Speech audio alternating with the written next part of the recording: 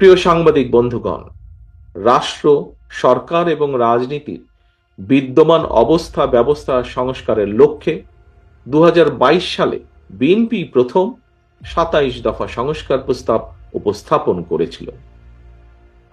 পরবর্তী সময়ে বাংলাদেশের পক্ষের গণতান্ত্রিক রাজনৈতিক দলগুলোর সঙ্গে মত বিনিময় শেষে ২০২৩ সালে ৩১ দফা সংস্কার উপস্থাপন করেছে বিএনপি।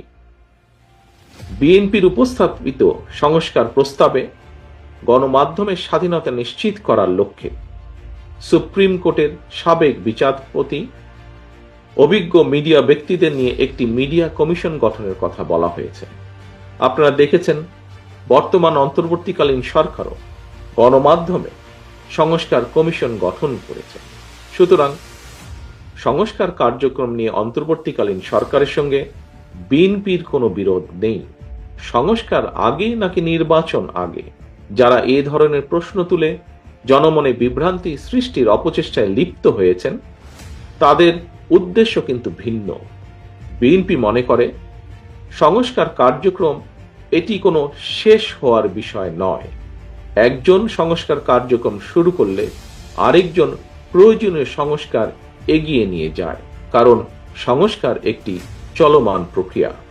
তবে সরকারে কিংবা সরকারের বাইরে আমাদের প্রত্যেকের মনে রাখা দরকার, গণতান্ত্রিক রাজনৈতিক সংস্কৃতির গুণগত উত্তরণ ছাড়া পুঁথিগত সংস্কার অনেকটাই অকার্যকর।